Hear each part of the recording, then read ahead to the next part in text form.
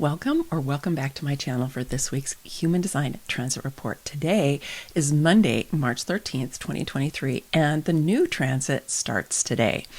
So we're going to spend our whole time talking about the current transit, and I want to let you know that this is going to be a special double header.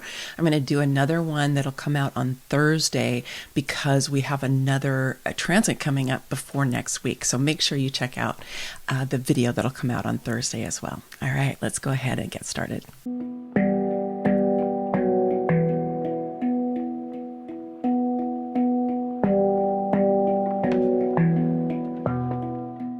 So today, the sun moves into the gate 36, which is on the emotional solar plexus, and the earth is going to move into the gate 6, which is also in the emotional solar plexus. So we have a lot of emotional energy that is activated during this week. You'll see that also the 22 is still lit up. The sun has been in the gate 22, and now Mercury is there, although the sun has moved on. And we also still have Saturn in the gate 55, which is the gate of faith. And so I talked about that quite a bit in last week's Human Design Report, Transit Report. And the main thing there is that we want to be able to attune our emotional energy. And it's really lit up this week. So we want to be able to attune our emotional energy so that we are in the kind of highest emotional frequency that we can be in, like one of anticipation, positive anticipation, one of excitement, one of joy or bliss if we can, but even just like a kind of sense, a buoyed sense. And as we do that, we can then kind of settle into this sense of faith that we will always have what we need when we need to have it, which is that energy of that 55. And Saturn is one of the main places where we have our life lesson. So this is a really, really good thing for us to practice. So I would just always like to emphasize that when Saturn is, lighting up something that I know is close to our challenges and our opportunities, and the gate 55 is definitely that. Before moving to our Sun and Earth configuration, I also want to note that there's this beautiful channel that's lit up. You can see here the 2212, which is in the knowing circuit. And as I said, the 22, the Sun was lighting that up last week, and now Mercury is lighting it up. And the 22 is this energy of surrender. It's this energy of I can surrender to higher purpose. I can surrender to my inner guidance. The knowing circuit is individual circuitry, and so it's here to be different. It's here to bring change. It doesn't fit in. It's where the evolutionary impulse of humanity is. And so this beautiful channel goes from the gate of the channel, which is on the throat. It's over here on the left side of the body, and which is an expressive gate for the knowing circuit, and it's connected to this sense of surrender. And so it's this whole channel, which has been renamed the channel of grace, which I love that, because the 22 is kind of like when we are graced by our connection to spirit, when we are surrendered to that, when we have the faith that's lit up here with the 55, right? And we can really surrender to that. And then we can have incredible insights come through that channel and express out through that gate 12. So Mars is lighting up the gate 12. Mars is our spiritual warrior energy. And so we can have behind that sense of really kind of leading edge ideas that come in, things that are just different, right? That we can sort through and decide, which of these are really important, because we've still got Pluto in that gate 60, which is also in the knowing circuit, which is all about sorting through what is appropriate and what's helpful. And we can do that with what comes in, and then we can express it through that gate 12. So there's a lot of the knowing circuit that is lit up. This time I think there's 7 activations in the knowing circuit. And so you're going to have a lot of intuitive energy that is coming through in addition to what's happening with the sun and the earth. So the earth today is lighting up the gate 6, which is, as I said, it's on the emotional solar plexus. So it's emotional energy. So it's powerful. It is an engine. After all, it's the second most powerful engine in the chart, in my view.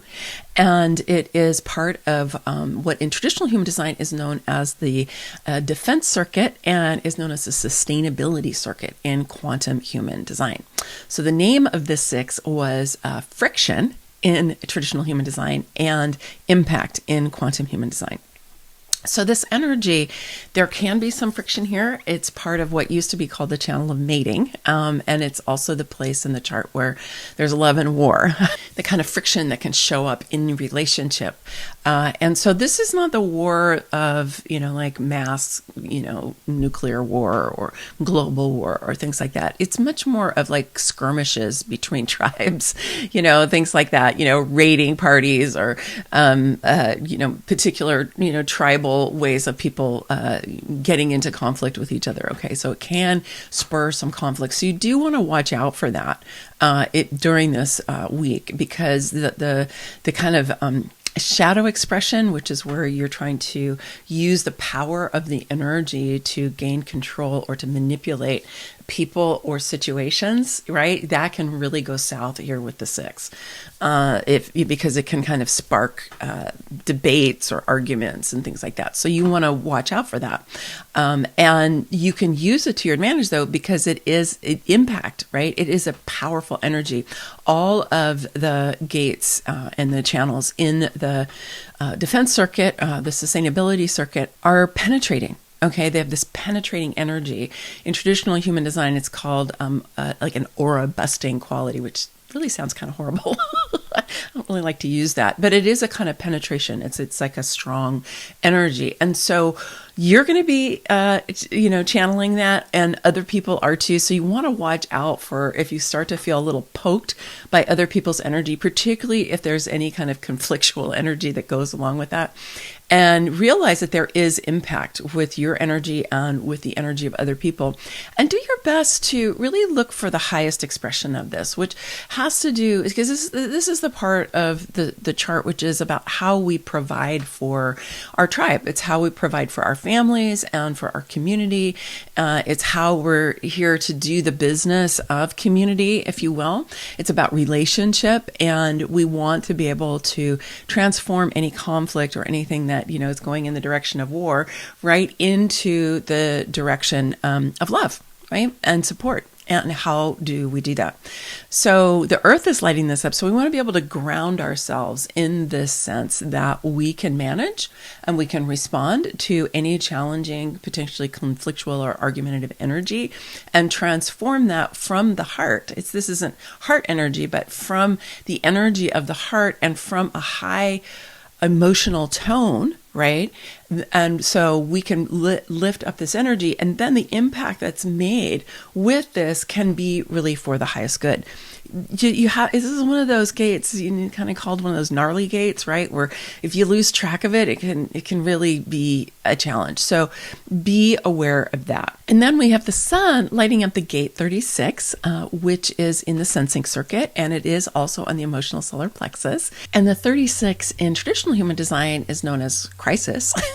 And in quantum human design, it's known as exploration. So this is a powerful kind of adventurous energy. It's like called exploration, right? It's kind of an adventurous energy. And the challenge of the 36 is that it likes to explore, it's experiential because it's in the sensing circuit. So it's experiential, it's embodied, it's creative, it's expansive, and it's not logical or reasonable at all. And it really likes to engage in trying things out. It's kind of like the third line energy, if you're familiar with the profiles, right? It's kind of like third line energy. And the challenge of this is that it can get kind of jaded with experience sometimes, because it's like, I've already done everything and nothing really interests me anymore. And you get kind of disillusioned, right? And so you want to watch out for that, if that comes up. But the 36 is also powerful energy for breaking patterns of the past.